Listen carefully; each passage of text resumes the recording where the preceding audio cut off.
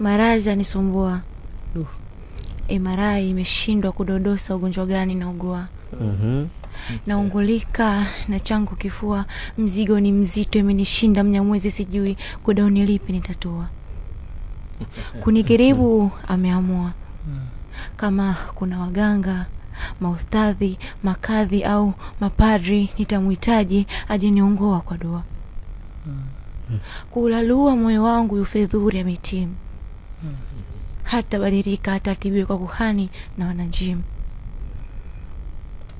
Kinachonisikitisha muda wangu kaniharibia. Basi usilie.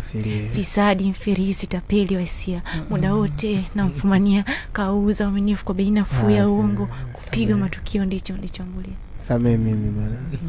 Kama mambo naongeleka Sharifa. Tunasema wanaume wote ni mbwa. Ila huyu mlagai punda mateke yake fadhila.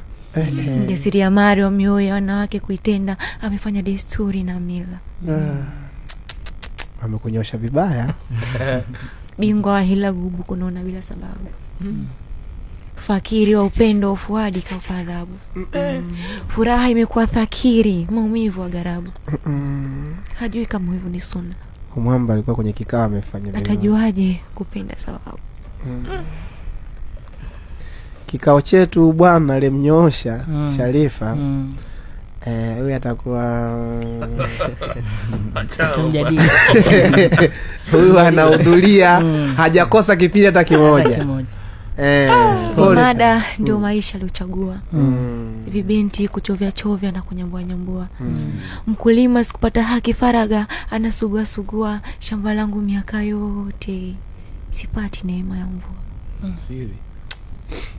Wallahi nakwambia. Huna subiani wala maabajini. Uasherati umefanya ibada kwenye yako dini. Mchati maarufu jijini. Huna fikra za juu kwa sababu unaendekeza chini. Sasa msiri. Kwa heli mwana kwenda. Inatosha ulionitenda.